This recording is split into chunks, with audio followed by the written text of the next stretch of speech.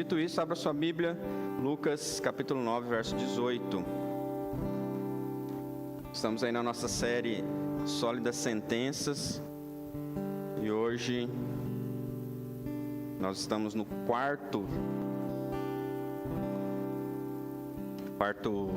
quarta mensagem da série. Nós vamos falar um pouquinho hoje sobre gerenciar o seu tempo. Lucas 9, 18 ao 27. Encontraram? Estão no processo aí?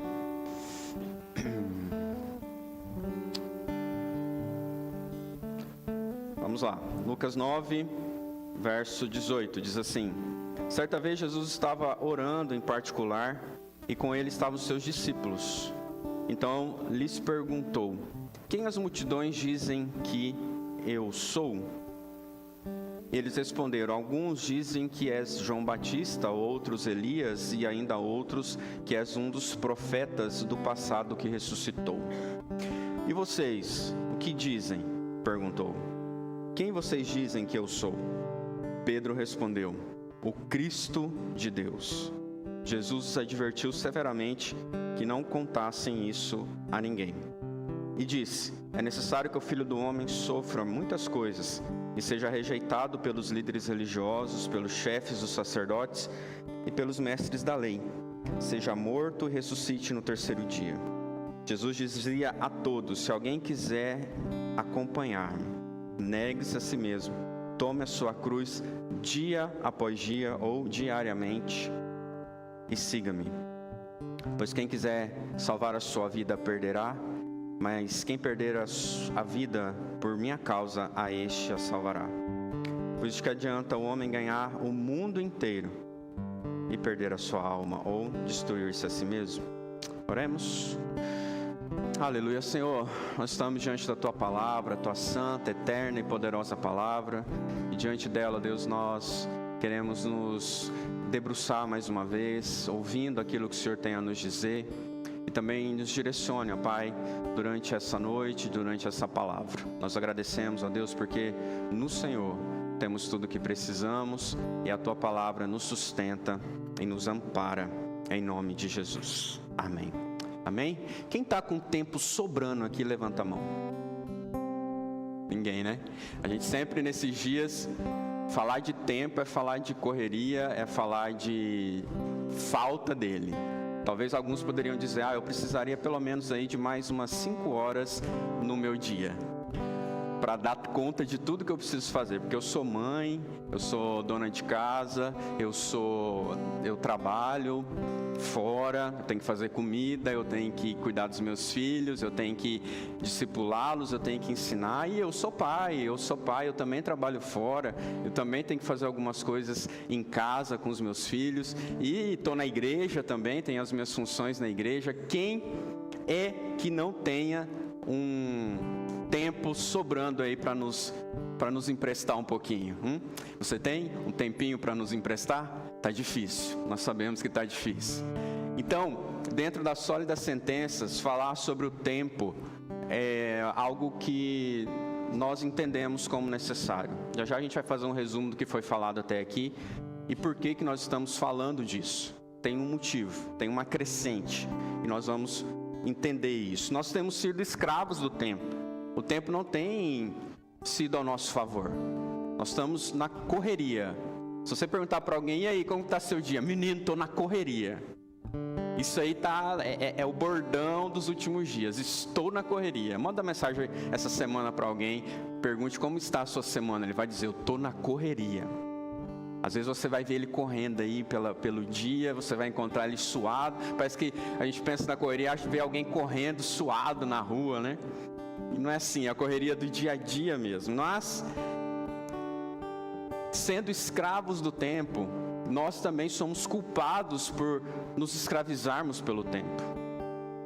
Nós não temos gerido bem o nosso tempo, o tempo que Deus tem nos dado. Então o tempo está aí dividido no seu dia de 24 horas. Quanto tempo você usa para dormir?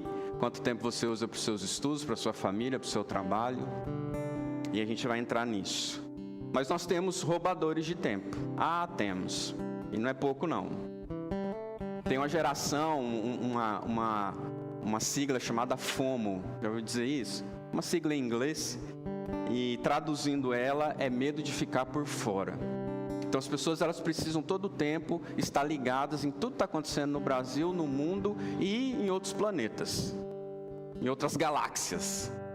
Se eu ficar por fora do que está no momento, eu fico mal.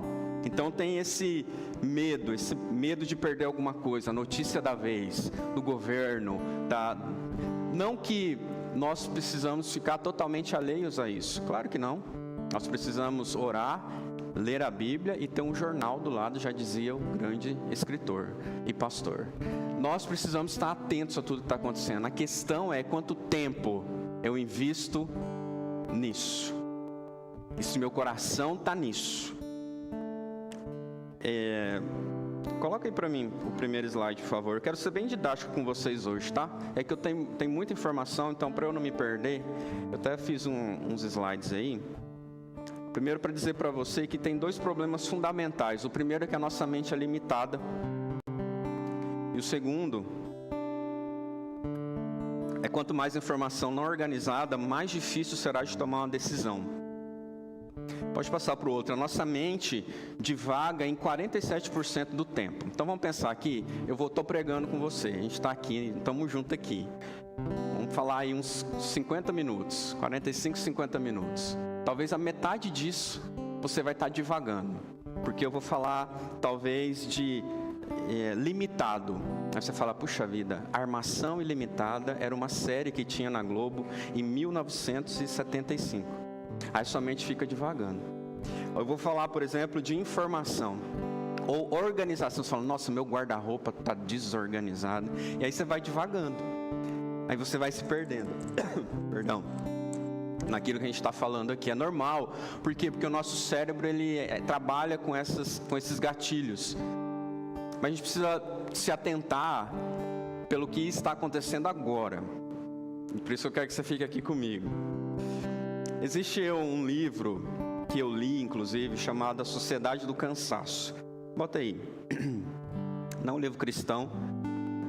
Ele é do Shu Han, que é um filósofo. E ele fala dessa sociedade que nós estamos vivendo. Até coloquei alguma coisa aí, a pressão para sermos sempre produtivos e eficientes nos impede de desacelerar e refletir, resultando em um estado de cansaço crônico. O papel da tecnologia e das redes sociais na intensificação do cansaço. O que acontece? A sociedade do cansaço. Pergunta se tem alguém aí totalmente 100% disposto. A Bíblia diz que os jovens se cansam e se fadigam. Hoje parece que os jovens andam mais cansados do que na minha época, na nossa época. Não é, pastor Solano? É verdade. Parece que é uma canseira geral. A gente vê na expressão assim. Tá tudo bem? Tô cansado. E por que isso? Será que eles fazem mais coisas do que nós fazíamos lá nos anos 2000, nos anos 1990? Não, é por conta do que o próprio Shu Han diz, que é sobre excesso de informação.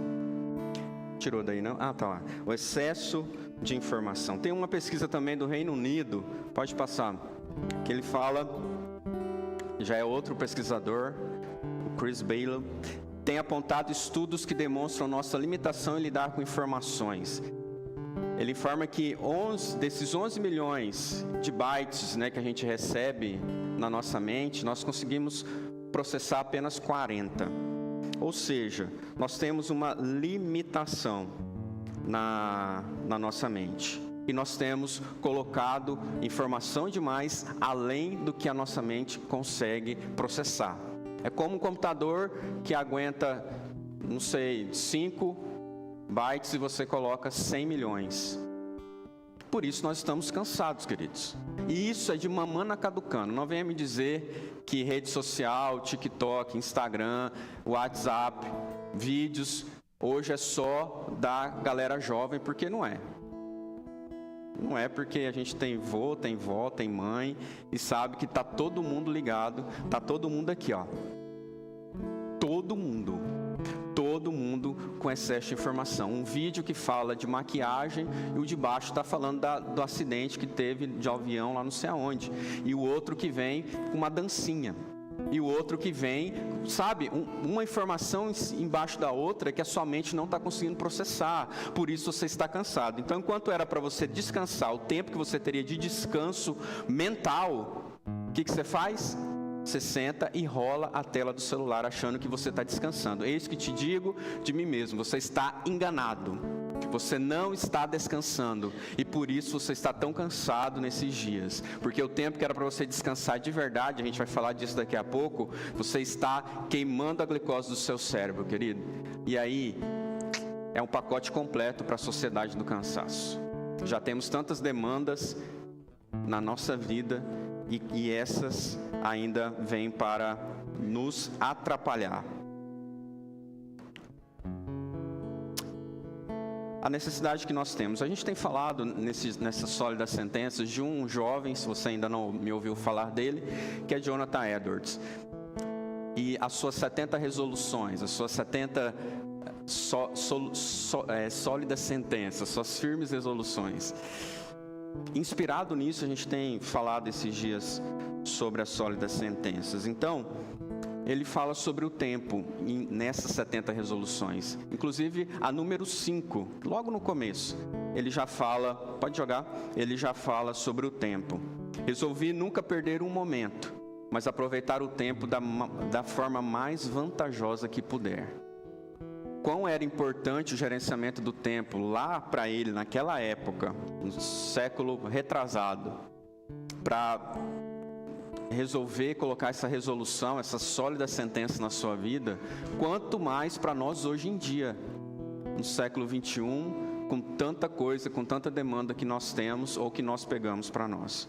Ele diz ainda na resolução 19, resolvi jamais fazer qualquer coisa da qual eu deva ter medo, no caso de não restar mais do que 1 hora para ouvir a última trombeta. Então, ele gerenciava o seu tempo de tal forma, não pensando somente nas coisas dessa terra, mas na eternidade.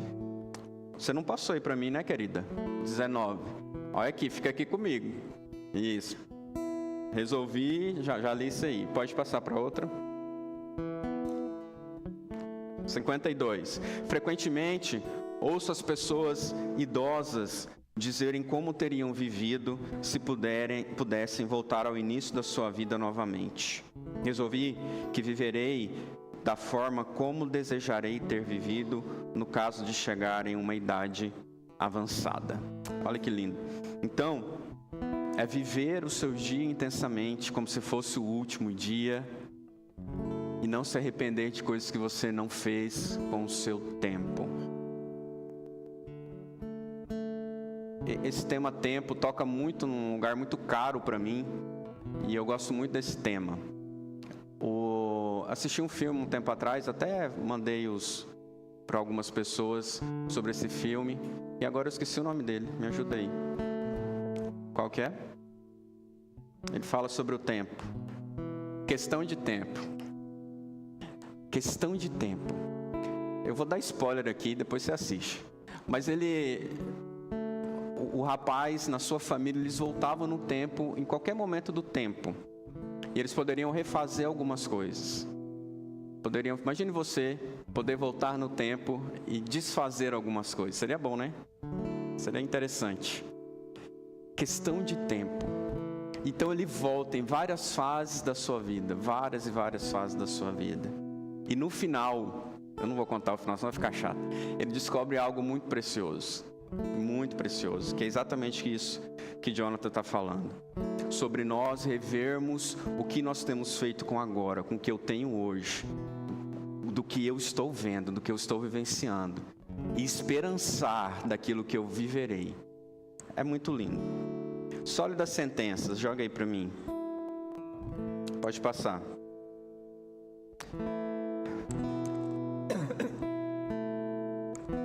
Nós falamos aqui, irmãos, você que não participou, você pode assistir lá no YouTube depois. Nós começamos falando sobre amar a Deus, uma sólida sentença. pastor Zé de Souza esteve aqui e falou viver para a glória de Deus. É o estudo que a gente teve na Doce essa semana. Falei semana passada sobre viver equilibrado emocionalmente. Foi também bem didático semana passada. E hoje gerenciar o seu tempo. Tem mais 2 mensagens nas próximas semanas que eu deixei bem apagadinho, mas dá para você ter uma ideia aí do que vem, tá? Vamos falar ainda sobre 2 temas. Pensando nisso, nessa sequência, nós sabemos que tudo parte de amar a Deus e viver para a glória dele. Ter equilíbrio emocional ou gestão melhor do nosso tempo vai passar por essas bases aí que a gente colocou. Amar a Deus sobre todas as coisas. A gente vai entender isso cada vez mais. Beleza, mas a questão é, onde está? Qual é a raiz do nosso descontrole do tempo?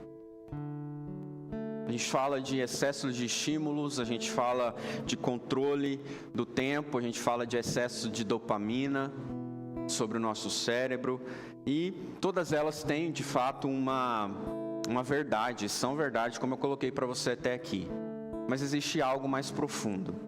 Por isso eu vou citar mais um livro que está aí na tela, Produtividade Redimida. Se você não leu, eu recomendo, é um autor brasileiro, da editora Fiel.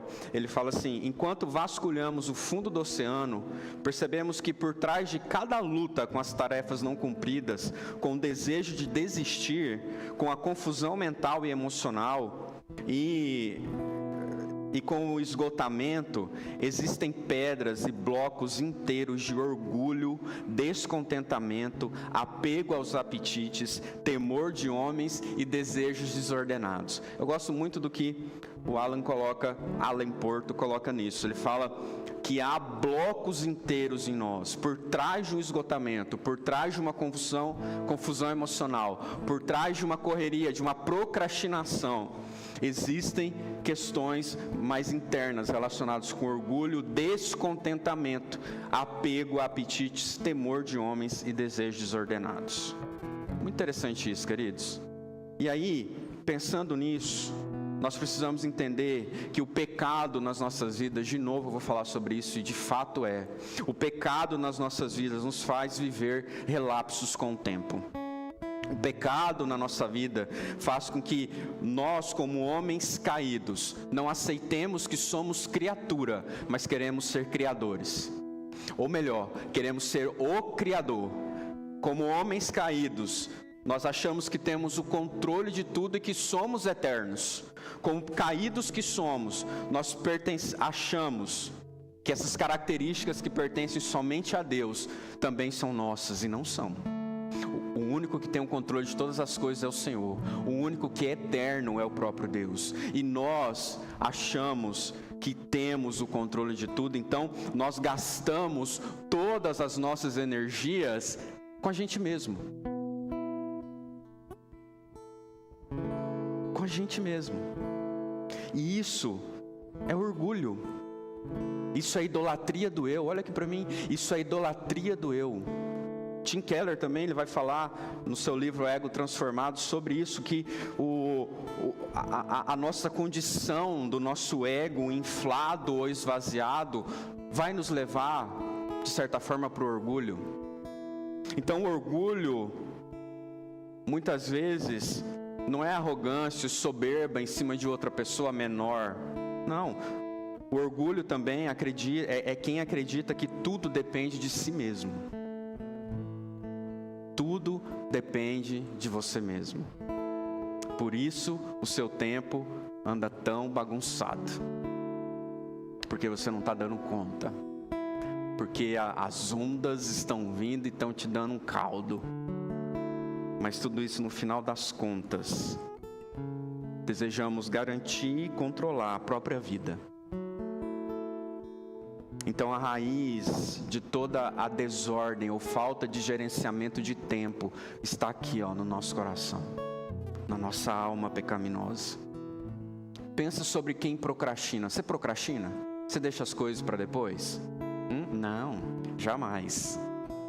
Ninguém deixa as coisas para depois. Agora, com essa base, com essa estrutura, imagine você que nós somos orgulhosos. Estamos lutando aí na carne contra o orgulho. Estamos procrastinando por causa de quê? Muitas vezes porque existe um trabalho muito grande para ser feito e você, com medo de ser exposto pela sua falha, de não dar conta dele, você vai deixando para depois, vai empurrando com a barriga. Então, os trabalhos mais valiosos e preciosos que você tem vão exigir de você esforço, sim, vão exigir de você paciência, sim, e você precisa encarar isso.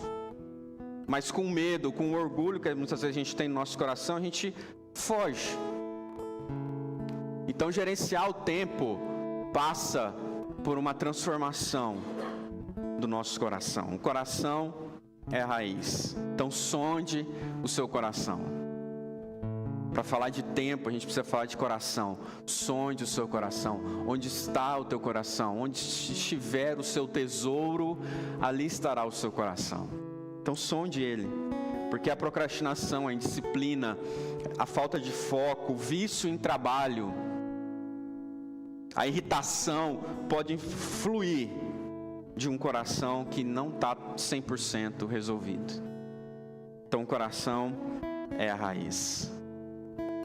Pense nisso um pouco, meu irmão. Vamos para o texto, verso 18. Certa vez, Jesus estava orando em particular, como a gente leu. E aí, ele estava ali com seus discípulos, e ele perguntou: quem as multidões dizem que eu sou? E eles vão responder: alguns eram João Batista, outros profetas e tal. E no verso 20, ele pergunta a Jesus: mas quem vocês dizem que eu sou? E ele diz: você é Cristo, Filho do Deus vivo, ou Cristo de Deus. Ele responde, Pedro responde isso. Então, para gerenciar o seu tempo e ter isso como uma sólida sentença na sua vida, descubra o Senhor do tempo. Aqui, as multidões estavam cercando, alguns diziam que Jesus era isso, que era fulano, que era um grande profeta, mas não descobriram de fato que ele era o Messias, vindo de Deus, para libertar o povo, para salvar a todos. Jesus estava ali caminhando para outra cidade, Cesareia, e ele faz essa enquete com os discípulos. E essa enquete é muito importante para aquilo que Jesus queria construir no coração dos seus discípulos e a partir deles. Então, meu irmão, se você tem certeza de quem é Jesus, que Ele é o Senhor do tempo da sua vida, com certeza a sua vida vai ser pautada na agenda de Deus e não na sua só, tão somente. Se o Senhor é o seu Deus, se Ele é o Cristo, Filho do Deus vivo, então a sua agenda vai partir dEle. Qual que é a agenda do Senhor para mim, para nós? O que o Senhor tem para as nossas vidas? A morte, a ressurreição de Jesus, bem como a sua obra ali na cruz, são assuntos essenciais para nós cristãos. É o Evangelho. São essenciais, então eu preciso partir daí. A gente poderia colocar aqui gerenciamentos de tempo para você, faça isso, faça aquilo, como eu vou colocar algumas dicas aqui para você, mas se nós não partirmos disso, de que Cristo é o Filho de Deus, de que eu sirvo a Ele, e que a minha agenda é a partir dEle, é a partir dessa obra, que a minha vida começa nele, termina nele, que Ele é o alfa, o ômega, é o princípio e o fim, que Ele é o centro, Ele é o eixo, Ele é a base, Ele é o alvo, Ele é a fonte. Se eu não tiver isso firme, sólido em mim, qualquer ventinho que bater, querido, eu estou indo. Qualquer demanda que vier, eu estou indo, porque eu não sei realmente em quem eu estou firmado. E muitas vezes nós estamos firmados no nosso ego, como eu disse, no nosso eu mesmo, naquilo que eu desejo, que eu quero fazer, na minha própria agenda. Então, se Jesus é Cristo, o Filho do Deus vivo para você, então a sua agenda precisa partir daí, porque senão você vai ficar correndo atrás de coisas, se escondendo atrás de uma mesa de trabalho, ou da papelada que você tem para resolver, ou das coisas que você precisa fazer lá não sei aonde. É assim. E com o celular aí a torto direito, sem controle nenhum, se desgastando. sem propósito, meu irmão. Jesus é o nosso relógio, Jesus é a nossa bússola. Fora dele não há redenção, fora dele não há esperança. Ele é fonte da qual procedem todas as coisas. Amém, igreja? Ele é isso para você mesmo? Tem certeza? Porque é a partir daí que a gente vai caminhar. E o Pedro responde dizendo: Tu és o Cristo, o Filho de Deus, Cristo, o Messias enviado. Então, nós precisamos partir dessa consciência, ter consciência de que Jesus, o Senhor do tempo, Ele muda a nossa relação com o Cronos, porque Ele é o Kairos, é o tempo de Deus, é o tempo espiritual das coisas, e a gente vive só nesse tempo aqui. Então nós precisamos ter consciência disso. No verso 22 diz: é necessário que o Filho do Homem sofra muitas coisas e seja rejeitado pelos líderes religiosos, pelos chefes dos sacerdotes e pelos mestres da lei, e seja morto e ressuscite no terceiro dia. O Senhor operou ali naquele tempo para nós vermos a sua obra no Cronos, no dia. Ao terceiro dia Ele ressuscita, para que essa obra que aconteceu ali, dos seus 3 anos, a gente for numerar aqui o tempo de Jesus nessa terra, a gente vai ver que Ele viveu plenamente aqui o tempo, e Ele teve uma gestão linda do seu tempo, mas Ele sabia que a sua vida não era limitada àquele tempo, Cronos ali, que no terceiro dia Ele ressuscitaria. No terceiro dia, o véu seria rasgado, para que eu e você tivéssemos acesso a esse Deus do Kairos, esse Deus eterno, para que nós tivéssemos uma nova consciência de tempo, o tempo que não está resumido a esse tempo, mas o tempo da eternidade.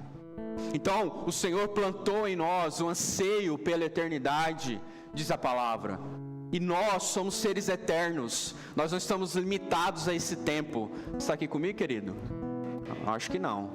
Nós não estamos limitados aqui, entenda isso. A partir disso, quando o Senhor muda a matéria, a ordem das coisas, Ele sendo o tempo, nossa relação com o tempo deve passar pelo Senhor do tempo. O tempo não tem que trabalhar ao nosso favor, mas sim estar de acordo com o tempo de Deus, com Kairos. Então, para gerenciar o seu tempo, gerencie e sonde o seu coração, descubra Jesus, o Senhor do tempo de fato, que Ele seja o Senhor da sua vida, e viva no ritmo da graça. Viva no ritmo da graça. Pensando nisso, queridos, nesse ritmo da graça, volto para o verso 18, que diz: certa vez Jesus estava orando em particular. Jesus estava orando em particular. E depois no verso 23 ele diz: tome diariamente a sua cruz e siga-me. A gente sabe que é do coração que procedem as fontes da vida. E o gerenciamento do tempo implica em responder aos chamados de Deus para a nossa vida. Passa por isso. E aí nós entramos num processo com Jesus de transformação, de discipulado. Nós vamos conhecendo Ele, vamos sendo transformados por Ele. A nossa vida vai sendo moldada pelo Senhor do tempo, e aí nós vamos vivendo no ritmo da graça. E quais são esses ritmos da graça? Jesus vivia assim. A gente viu ali já que Ele orava em particular. Nós vemos vários momentos disso. Eu vou pegar só os textos de Lucas. Lucas 4:42 vai dizer: ao romper do dia, Jesus foi para um lugar solitário. Então amanheceu, o que Jesus fez? Foi se retirar. Foi ter o seu momento, o momento dele com o Pai. Lucas 6:18 diz que Jesus sai para orar e passa a noite orando. E depois disso, quando amanhece, Ele vai lá e nomeia os seus 12. Os 12 apóstolos. Lucas 8:23 vai dizer que enquanto eles estavam navegando ali, Jesus adormece. Aqui, um negócio assim que muitos têm dificuldade hoje, é dormir. Jesus dormiu. Ritmos da graça. A tempestade veio e Jesus estava o quê? Dormindo. Porque ele estava imerso na graça de Deus. Sabia que Deus, o Pai, cuidava de tudo. Ritmos da graça. Lucas 9:9, que é um pouquinho antes do que a gente leu aqui, vai falar que Herodes declara que decapitou João Batista. E o sabedor do que aconteceu ali naquele contexto, vou lá para Mateus, capítulo 14, 13, olha só. Esse mesmo assunto. Ouvindo o que havia ocorrido, Jesus retirou de barco, em particular, para um lugar deserto. O que tinha acontecido? João Batista, seu primo, tinha sido decapitado. Jesus estava o quê? De luto. Triste. O que ele faz? Se retira de barco, em particular, para um lugar deserto. Só que o que acontece? Jesus ali de luto, as multidões, ao ouvirem falar disso, saíram das suas cidades e seguiram ele a pé. Quando Jesus saiu do barco, saiu daquele momento solitário, ainda, penso eu, de luto, viu tão grande multidão, ele volta correndo para o barco e para a solidão? Não. Ele tem compaixão.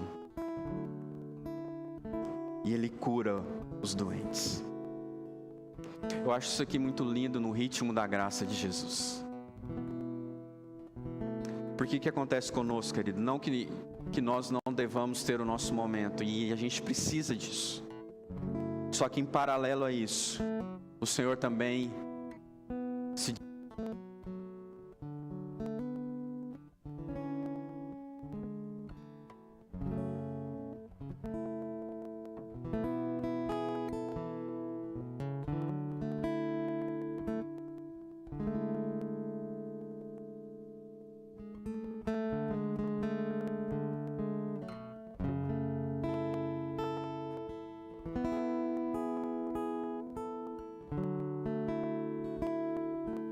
Oi.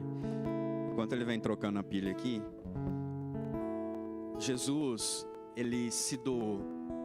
E eu digo mais, ele se desgastou. E servir, querido, servir, não tem como você servir ao Senhor sem desgastar. É normal. O serviço do Senhor nos leva a esse desgaste, a essa... Tá amarrado aí. A esse tempo onde a gente vai se doar. O amor é doação. O amor é se dar em favor do outro. E Jesus fez isso. Então não ache você que você vai servir ao Senhor e que você não vai ficar um pouco desgastado. Só que o Senhor renova as nossas forças. Porque o nosso trabalho nele não é em vão. Então, enquanto nós somos servidos, nós estamos servindo, nós também somos servidos pelo amor, pelas bênçãos, pelas ricas bênçãos espirituais nas regiões celestes, querido. Então, no momento que eu estou servindo, eu também estou recebendo. No momento que eu estou aqui falando com você, eu também estou recebendo do Senhor. E é assim, é essa troca, acho que foi. Obrigado. É essa troca que nós estamos vivendo. Então não pare de servir ao Senhor. Não lance mão do arado, a própria palavra diz isso. E se você não está fazendo nada para Jesus, nada, e está se sentindo cansado, talvez você precisa fazer algo para Ele, para ser renovado. Está aí cansadão, sentado. Faça algo para o Senhor, nem que seja lá na sua doce, de oferecer a sua casa, de oferecer um lanche, de receber bem alguém. Faça algo para Jesus.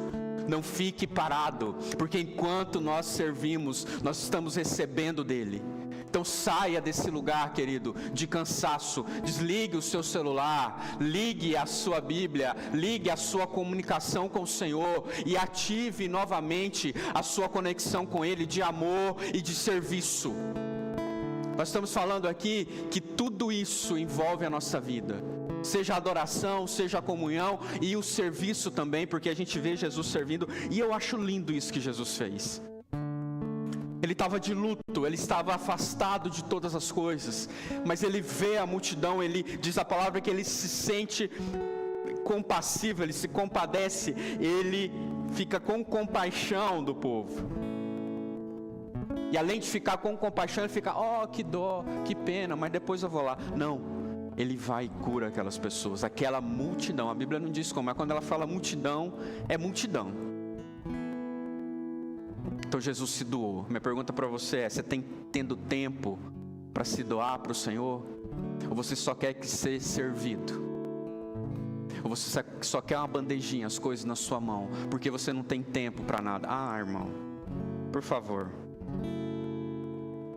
Por amor a Jesus, precisamos redimir o desgaste. Você está entendendo isso? Redimir o desgaste. Entender que eu vou me desgastar mesmo, mas é por um propósito.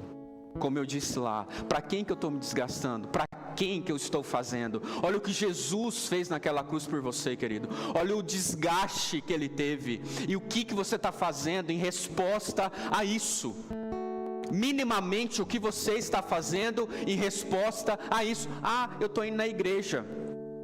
Muito bom, mas além disso, para além disso, nós precisamos ter o nosso coração inflamado em servir a Ele, porque Ele nos serviu com o seu amor, porque Ele se entregou em amor por nós. Então eu preciso dedicar o meu tempo, gerenciar o meu tempo para redimir o desgaste, e sim, me desgastar na obra, e orar pelas pessoas, e querer ver a conversão delas, e querer ver elas descendo a água do batismo, e discipular elas, e ensinar a igreja, e fazer a igreja avançar. Eu preciso estar apaixonado por aquilo que é a agenda de Deus, e não só a minha agenda, aquilo que eu estou lá agarrado.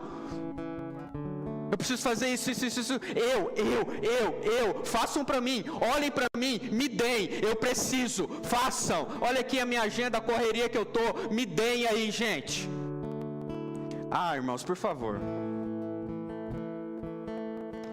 Tô bravo não, mas a gente fica. Irmãos, o verso 25, do que adianta ganhar o mundo inteiro? Ganhar o mundo inteiro e se destruir a si mesmo, ou destruir a si mesmo, ou se perder. Que adianta você ir correndo atrás do dinheiro, das coisas? Eu gosto do que o Hernandes, meu amigo Hernandes Dias Lopes, ele diz, ele não sabe disso ainda, mas ele diz assim: algumas pessoas vendem a honra, justamente nesse texto, ele comenta, vendem a honra, os princípios, a consciência e até mesmo a alma para alcançar bens, popularidades e prazeres terrenos. Porém, nenhuma quantidade de dinheiro, tempo investido nisso, poder, status, pode comprar de volta uma alma perdida. Vender a alma por dinheiro, portanto, é um péssimo negócio. É necessário, meus irmãos, que as nossas motivações estejam alinhadas com o fim principal do homem, o propósito. Eu gosto do que diz lá no Catecismo de Westminster, que ele diz: glorificar a Deus e se alegrar nele para sempre. Esse é o propósito final do homem, glorificar a Deus e se alegrar nele para sempre. Você se alegra no Senhor? De verdade, assim, de verdade? Então o que você tem feito para Ele com essa alegria toda? Se alegra, você ama Ele, mas o que você tem feito com o seu tempo? Em relação a falar em tempo, vamos lá, ritmos de graça. Esses ritmos de graça, meu irmão, que a gente precisa desenvolver. E como eu disse, esse assunto é caro para mim, porque eu entrei numa estafa tem alguns anos atrás por falta de ritmos de graça. E de lá para cá, a gente tem construído isso como família, não só para mim, mas como família. A gente teve uma decisão, inclusive, da Lília sair do trabalho dela, para que a gente pudesse ter esses ritmos de graça. Não que você precisa fazer isso, é o meu testemunho, tá? Não é padrão aí não. Mas para nós foi necessário alguns cortes, algumas renúncias, tá?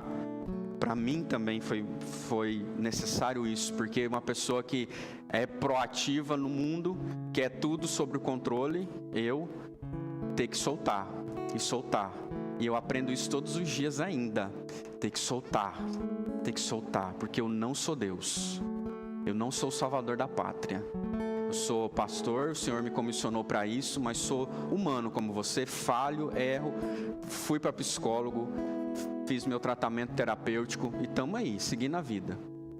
Mas queridos, a gente precisa descobrir, por isso estou falando que esse assunto é caro para mim, porque eu vejo que a gente está se perdendo por falta de gestão do nosso tempo e das nossas prioridades. Eu poderia ter mais tempo aqui, mas não preciso também não, eu posso falar com você nesse momento, porque assim, como descansar? Como descansar? O descanso envolve uma palavrinha que eu amo muito, que se chama intencionalidade. Você precisa ter pausas intencionais, você precisa ter uma vida intencional, você não pode deixar as coisas ao bel sabor das suas vontades, porque uma hora você quer e outra hora você não quer de jeito nenhum. Então você precisa ser intencional e ter atividades que revigoram a sua alma, tá? Atividades que revigoram a sua alma. Isso aqui, rolar TikTok, eu nem tenho TikTok, mas rolar TikTok, essas coisas, não vão te descansar, a gente já chegou nisso, certo? Então, quais vão ser as atividades que te revigoram? E aí eu vou te falar algumas aqui. Existe um padrão, olhe para o tempo. Para o tempo, para as estações do ano, se a gente olhar elas de uma forma plena, como o Senhor criou. Mas agora já são 19 horas e 28 minutos. Eu cheguei aqui, eu saí de casa, estava sol. Então o tempo, o ritmo do tempo, o ritmo das coisas criadas por Deus, está me dizendo alguma coisa aí. Porque a glória, a natureza, as coisas criadas revelam a glória e a sabedoria de Deus, diz a própria palavra. Então o mundo revela isso.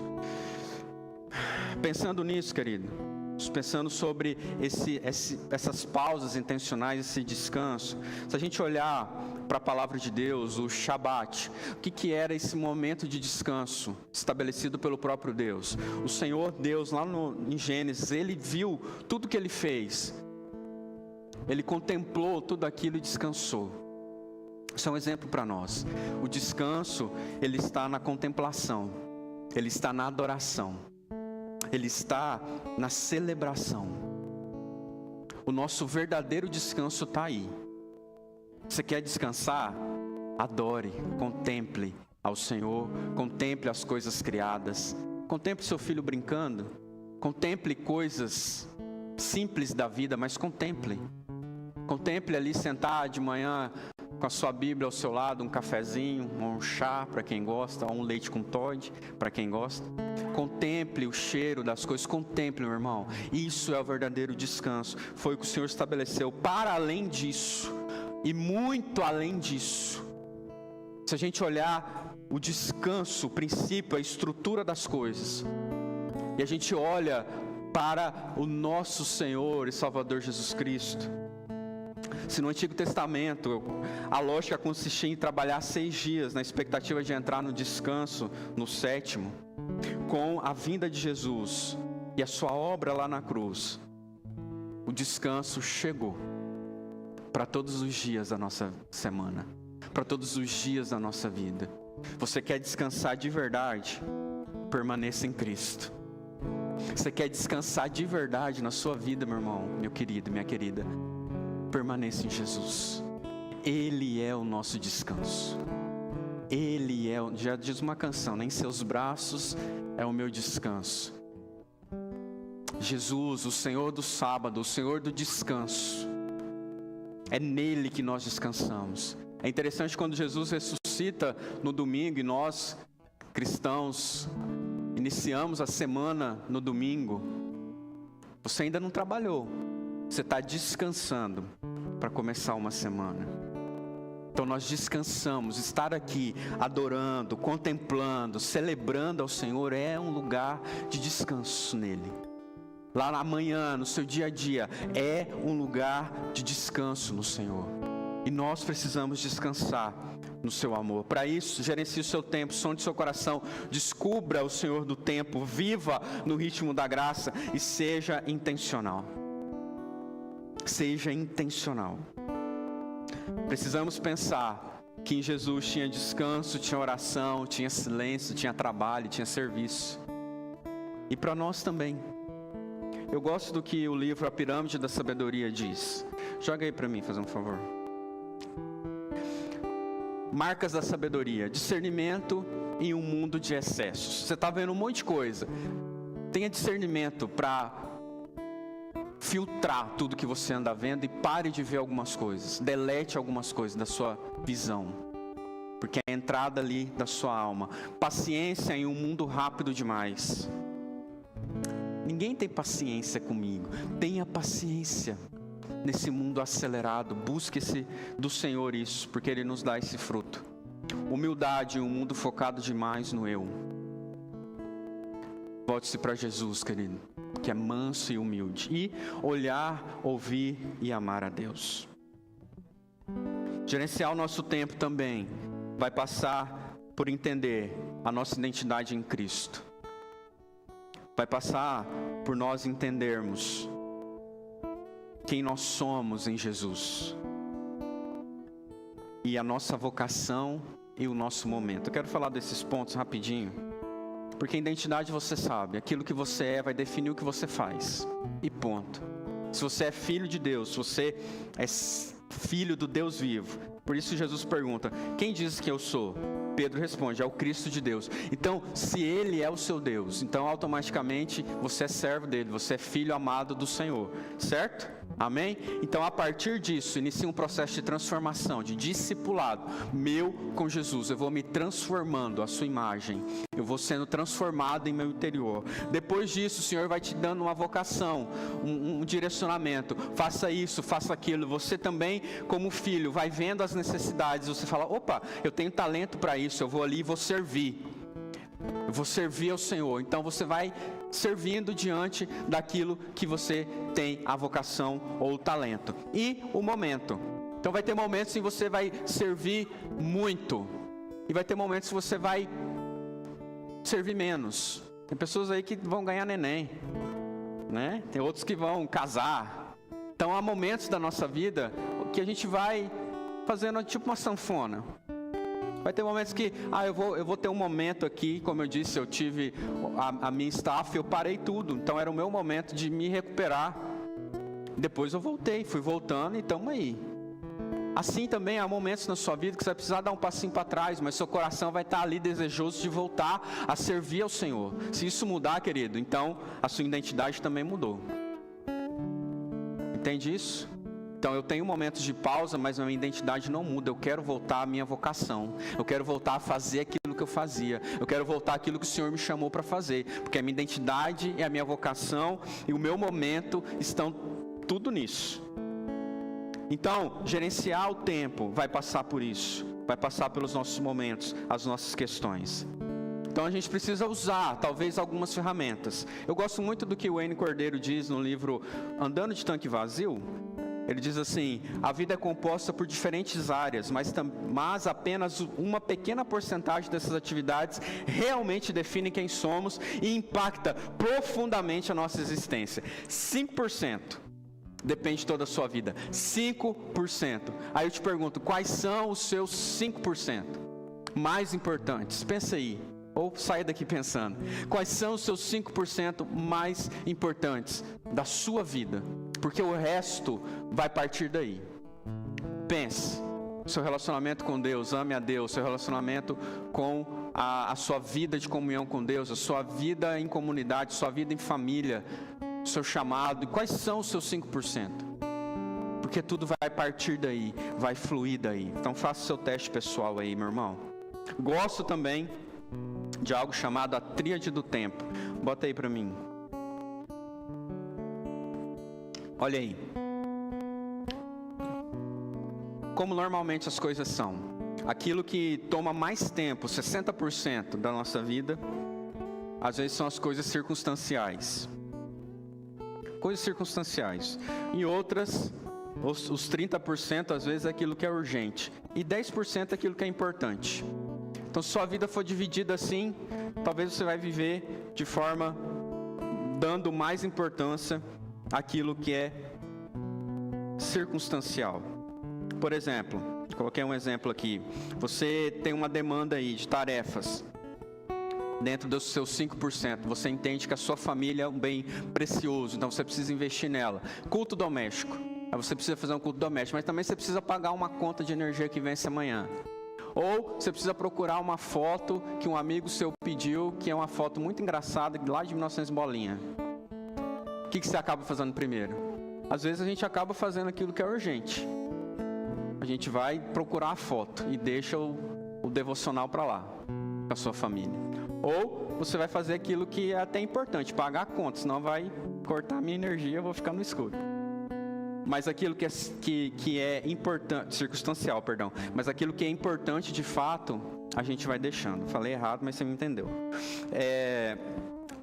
Uma coisa, queridos, a gente precisa entender, olha aqui para mim, que a gente subestima, de fato, que a gente pode fazer coisas em 10 anos, a longo prazo, mas a gente superestima de fazer coisas uma vez picadinho todos os dias. Então é importante, como diz a palavra de Deus, tome a sua cruz diariamente, que a gente leu aqui, tome a sua cruz diariamente. Jesus não falou, tome a sua cruz uma vez por ano, ou tome a sua cruz a cada 10 anos, não, dia após dia, tome a sua cruz e siga-me.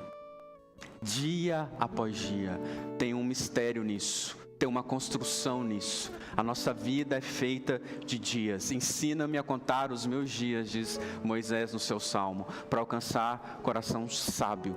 Dia após dia renuncie, dia após dia tome a sua cruz, dia após dia faça uma remissão dos seus desejos e do seu tempo, dia após dia. Então, normalmente é assim, mas o ideal é a próxima tela. O importante primeiro, o importante tomar os 60%. O urgente, o circunstancial ali entre 10 e 30%. Mas o que é mais importante? Reestruturar isso, queridos, é mais importante. Pensando nisso, pode passar. Você pode fazer algo como coletar todos os seus compromissos. O que você tem para fazer essa semana? Colete tudo, pega um papel aí, ou um bloco de notas, ou aplicativos que nós temos hoje, bota tudo, desde levar o guri na escola, até trabalho, até não sei o que, coleta tudo. Depois disso você processa, olha para aquilo e fala, meu Deus, quanta coisa. E depois você organiza por blocos, por sessões, família, trabalho, vida espiritual. Depois disso você revisa isso tudo, faz essa revisão e por fim você pratica. Como eu disse, uma mente, lá no início, uma mente desorganizada vai gerar frutos ruins para o seu dia a dia. Então, dia após dia, querido, dia após dia, todos os dias, tome esse tempo. Próxima tela, mais uma dica aí para você. Blocos de 25 por 5. Você precisa ler um livro, você precisa estudar. Tome ali 25 minutos, bote no cronômetro se você achar necessário. 25 minutos de pausa, sem interrupções, sem distrações, você vai ler. Depois desses 25 minutos, você dá uma pausa de 5 minutos para andar um pouquinho, beber uma água, tá? Responder alguma coisa. E abordar 555, aí eu termino, porque assim... Tem um negócio que nós começamos ano passado, que é uma jornada bíblica. E a gente tem falado dos princípios basilares para a nossa vida, que é amar a Deus sobre todas as coisas, entender e viver a sua palavra. E nós estamos falando aqui do que Jesus diz, negue-se a si mesmo, deixe o ego inflado aí morrer em você. Negue-se, renuncie a muitas coisas e tome a sua cruz e siga a Jesus. Pensando nisso, faça... Pelo menos, se você ainda não fez, 5 minutos de leitura bíblica, 5 minutos de meditação na palavra, 5 minutos de oração, pelo menos, para você começar a sua vida, o seu dia. Tem um livro chamado O Milagre da Manhã, ele diz sobre essa importância de nós começarmos aquilo que é importante, o bloco dos 60%, logo no início. Então, se você não tem muito tempo, não consegue acordar muito cedo, 5 minutos aí para você ler a Bíblia. 5 minutos para você meditar naquilo que você leu. E 5 minutos para você fazer uma oração. Você consegue isso, querido? E eu acho que não, né? Você consegue isso, meu irmão, minimamente? Amém? Vamos embora? Talvez você consiga mais. Não, eu consigo muito mais. Amém. Glória a Deus. Você já tem essa prática. Amém. Mas tem gente que não tem. Isso é fato. Dentro do tempo que nós temos, você acorda já olhando o celular, saindo na correria e não faz aquilo que é importante, que é essencial. Então, pelo menos 15 minutos por dia aí você vai ter um start na sua vida de começar a fazer algo para o Senhor, negando a si mesmo. Então, irmãos, sonde seu coração, descubra o Senhor do tempo, viva no ritmo da graça. E pensando no que diz a palavra de Deus, que diz no verso 20: quem dizem que eu sou? E Pedro responde: tu és o Cristo, o Filho do Deus vivo. Tu és o Cristo, o Filho do Deus vivo. É a partir dele que todas as coisas precisam fluir. O caminho da gestão do tempo, olha aqui para mim, os meninos estão vindo, mas não distrai não, olha aqui. O caminho da gestão do tempo está em você se deleitar no Senhor. O caminho da gestão do tempo está nessa trilha, ter o seu coração alinhado com Ele, no mesmo foco, ajustado nele. Assim, só assim, o esgotamento que você diz ter, a correria que você diz viver, vai sendo vencido. Você vai encontrando um novo ritmo, o ritmo da graça de Deus em Cristo Jesus. E você vai caminhando nesse ritmo. Essa é a garantia, querido, que o nosso trabalho não é vão no Senhor. E saber que nós podemos descansar nele em todo o tempo.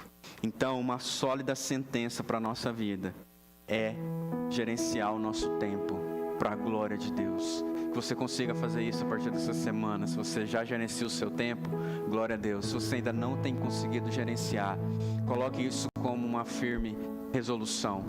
Eu preciso olhar para o meu tempo, não pensando apenas nessa terra, mas olhando para Jesus e pensando também que a minha vida não vai ficar limitada a esse tempo, que há algo mais sublime para eu viver na glória celestial. Então o seu tempo não está limitado aqui, mas está nas mãos de Deus, o Senhor do tempo. Que você possa gerenciá-lo com sabedoria, em nome de Jesus. Vamos ficar de pé?